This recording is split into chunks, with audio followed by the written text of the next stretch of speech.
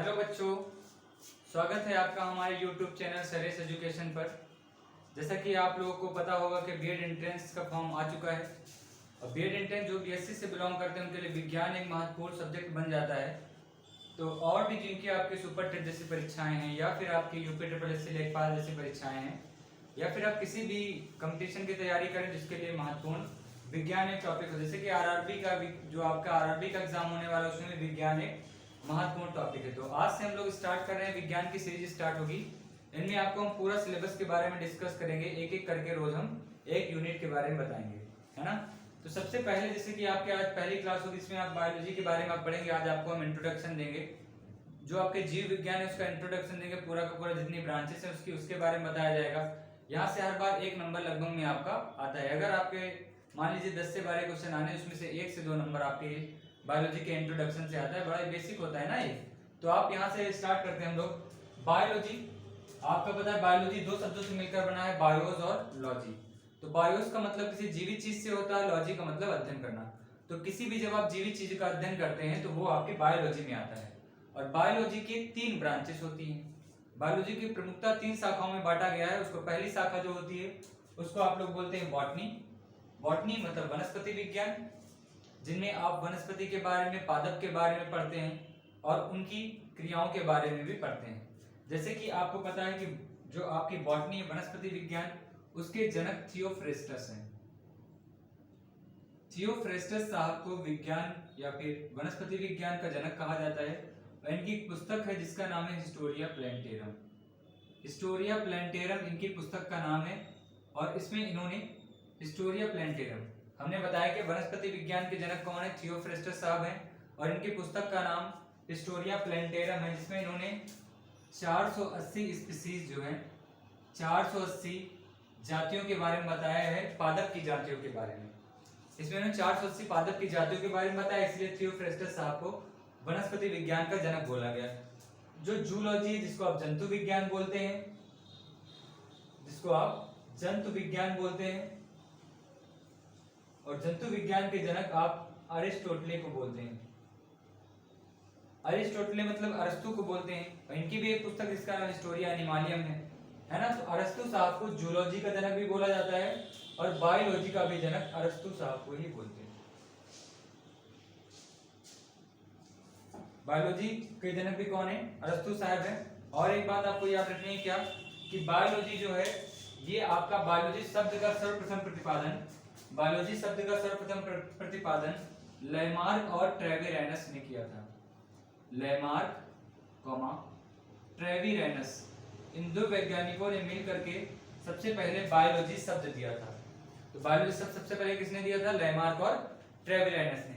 अगर ईयर की बात की जाएगी तो 1801 में 1801 में सर्वप्रथम लेमार्क और ट्रेविरेनस ने बायोलॉजी शब्द दिया था। तो हमने क्या समझा कि बायोलॉजी की 3 सब ब्रांचेस हैं। सबसे पहली बॉटनी, दूसरी जूलॉजी, तीसरी माइक्रोबायोलॉजी। बायोलॉजी के जनक कौन है, अरस्तु। बॉटनी के जनक कौन है, थियोफ्रेस्टस। जूलॉजी के जनक कौन है, अरिस्टोटले। और माइक्रोबायोलॉजी के जनक हैं ए.बी. ल्यूवेनहॉक। ए.बी. ल्यूवेनहॉक, इनका पूरा नाम एंटोनी वॉन ल्यूवेनहॉक है।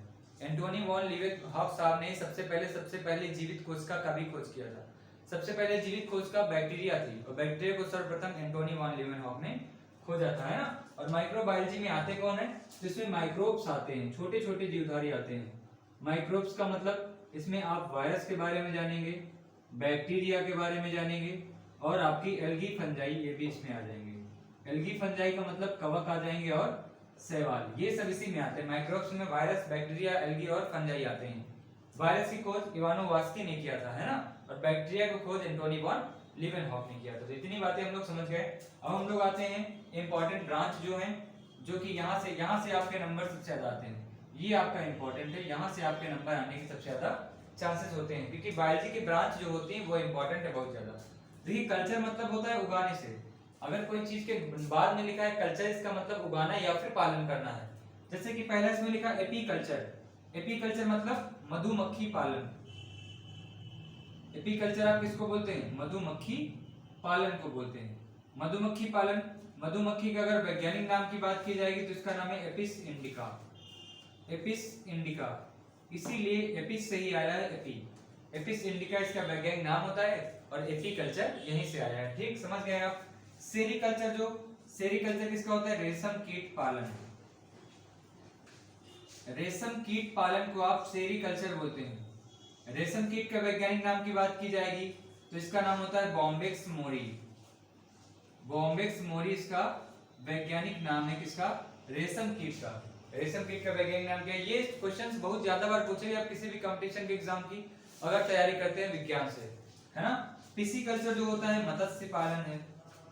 मत्स्य पालन जो होता है या फिर आपका मछली पालन जो होता है उसको आप पिसीकल्चर बोलते हैं। पिसीकल्चर कहां से आया है? तो जो आपकी मत्स्य की क्लास है उसको पिसिस बोलते हैं, वहीं से आपके क्या आ गया है? पिसीकल्चर। ठीक है। और आपकी मछलियों के लिए क्रांति की बात की जाएगी तो मछलियों के लिए क्रांति कौन सी चलाई गई है? नीली क्रांति मछलियों के पालन के लिए चलाई जाती है ना। हॉर्टिकल्चर किसके लिए? तो हॉर्टिकल्चर बागवानी से संबंधित है। बागवानी से संबंधित है हॉर्टिकल्चर। अगर आप लोग एजी वगैरह के स्टूडेंट हो तो उसमें एक ब्रांच होती है हॉर्टिकल्चर, वो अलग से पढ़ाया जाता है हॉर्टिकल्चर, बागवानी के बारे में, है ना। विटिकल्चर जो होता है अंगूर की खेती होती है। अंगूर की खेती जो होती है वो विटिकल्चर है। इसमें आपकी अंगूर की खेती के बारे में बताया जाता है। ठीक, समझ गए आप। तो हम एक बार फिर से रिवाइज करते हैं। क्या? एपीकल्चर मधुमक्खी पालन, उसका नाम एपिस इंडिका। सेरीकल्चर रेशम कीट पालन, रेशम कीट का असली नाम बॉम्बेक्स मोरी। पिसीकल्चर मत्स्य पालन, मछलियों के पालन के लिए। हॉर्टिकल्चर बागवानी और विटिकल्चर अंगूर की खेती। समझ में आ रहा है सब चीजें, है ना। इंपॉर्टेंट बहुत ज्यादा है। मधुमक्खी पालन, रेशम कीट पालन, मत्स्य पालन, बागवानी और अंगूर की खेती। ठीक, समझ गए। अब अगला टर्म जो आता है, अभी तक हमने बताया कल्चर में उगाना या फिर पालन करना, लॉगी मीन्स अध्ययन करना, लॉगी लॉगस से अध्ययन करना। जैसे लिखा है इक्थियोलॉजी, तो इक्थियोलॉजी में भी किसके बारे में? मछलियों के बारे में। मछलियों का अध्ययन होता है, मछलियों का अध्ययन किया जाता है। मछलियों के अध्ययन के लिए कौन सी ब्रांच है बायो की? इक्थियोलॉजी। उगाना क्या कहलाता है? उगाना कहलाता है पिसीकल्चर, मतलब पालन करना, लेकिन मछलियों के बारे में अध्ययन करना वो इक्थियोलॉजी है। एनाटॉमी, तो शरीर के आंतरिक क्रियाओं के बारे में अध्ययन करते हैं।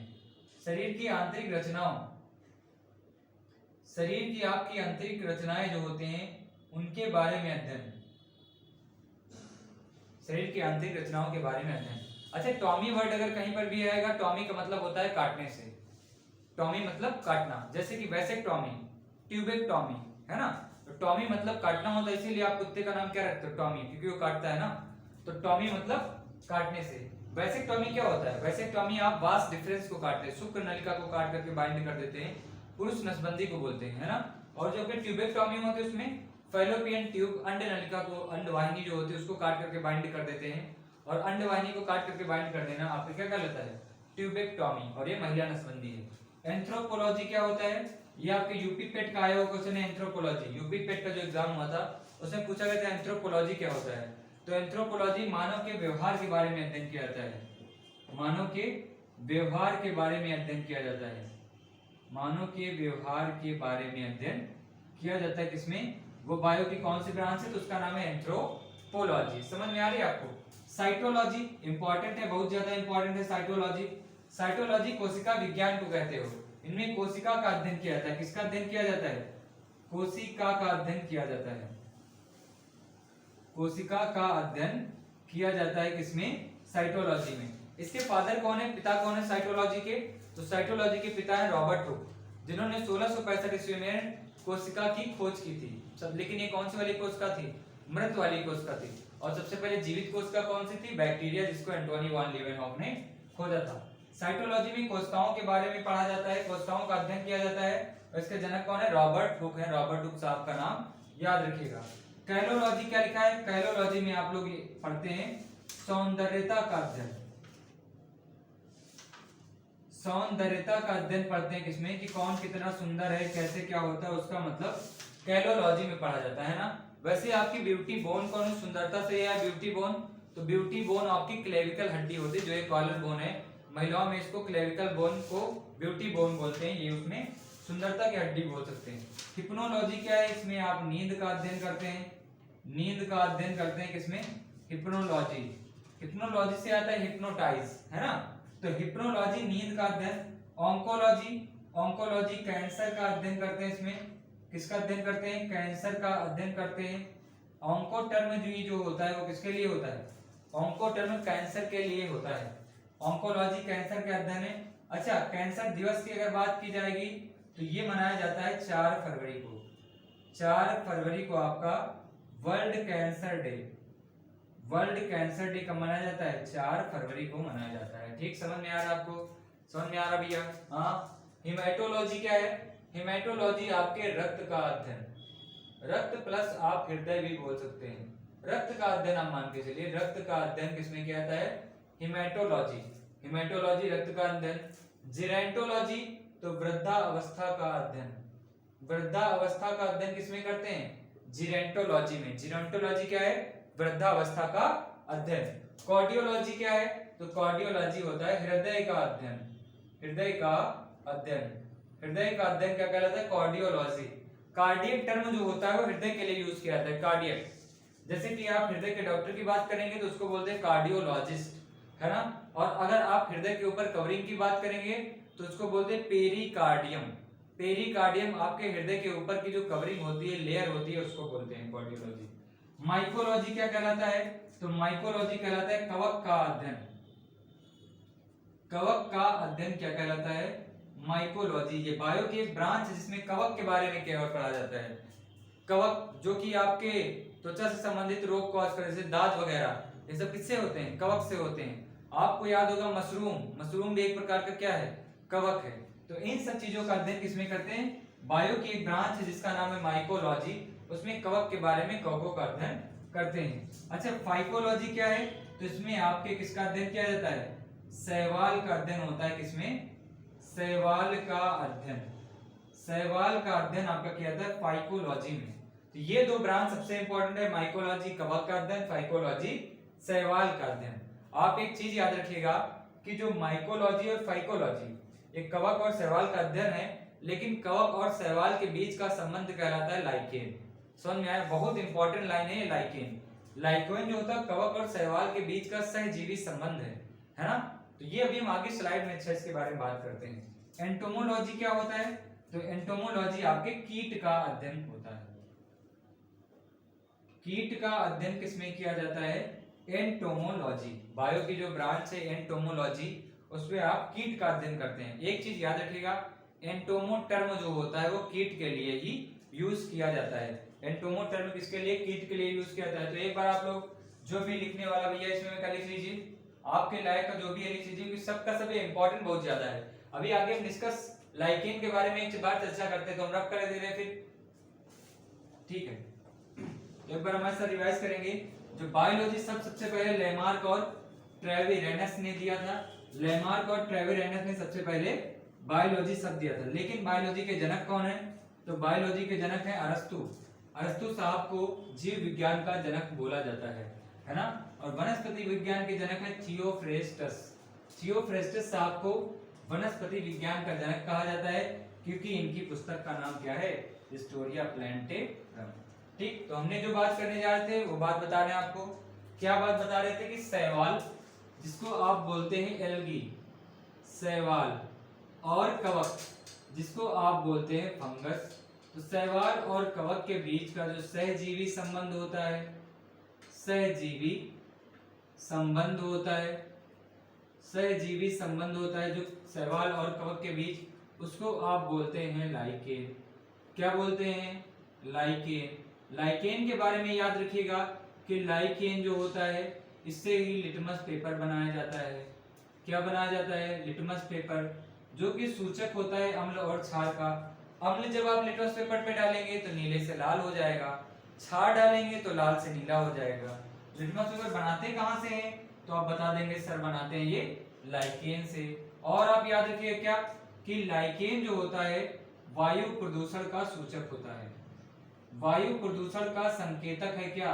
लाइकेन। तो ये लाइन आपको याद रखनी है, संकेतक है। अच्छा, सहजीवी संबंध आप किसको बोलते हैं? जिनमें दोनों को फायदा हो। इसमें आपको शैवाल को भी फायदा होगा और कवक को भी फायदा होगा। ऐसे संबंध को आप बोलते हैं सहजीवी संबंध। जैसे हस्बैंड और वाइफ का रिलेशन, कैसा संबंध है?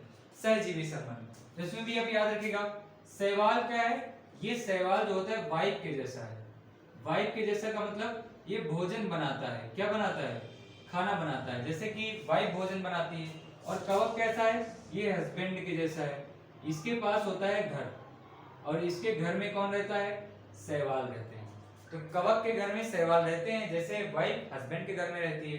तो आप वैसे रिलेशन, इसका कवक और सहवाल का रिलेशन क्या करते हैं? सहजीवी संबंध, और उसको बोलते हैं आप लाइकेन बोलते हैं। और लाइकेन से क्या बनाते हैं? लिटमस पेपर और वायु प्रदूषण का संकेतक है। ठीक, समझ गए बात? अच्छा, ये कभी आया था एंटोमोलॉजी, तो हमने कहा था जो एंटोमो टर्म है, एंटोमो, ये आपके कीट के लिए होता है। किसके लिए? कीट के लिए होता है। जैसे कि हम लिखते हैं एंटोमोफिली, क्या लिखते हैं? एंटोमोफिली। तो एंटोमोफिली क्या होता है? कीट के द्वारा परागण, कीट के द्वारा परागण, कीट के द्वारा परागण जो होता है उसको आप एंटोमोफिली कहते हैं। और सबसे बड़ा जो संघ होता है कीट का, सबसे बड़ा जो संघ है उसको आप बोलते हैं क्या? आर्थ्रोपोडा। आर्थ्रोपोडा जो है वो कीट का ही संघ है। और आपके पूरे किंगडम का, जैव जगत का सबसे बड़ा संघ कौन सा होता है? आर्थ्रोपोडा है होता है। इसमें 70% जीवधारी रहते हैं। आपकी पृथ्वी पर जितने भी जीवधारी हैं उसके 70% जीवधारी को आर्थ्रोपोडा संघ में डाला गया है। आर्थ्रोपोडा संघ में सबके सब कीट आते हैं। समझ गए सब बातें? तो ये आपके जीव विज्ञान से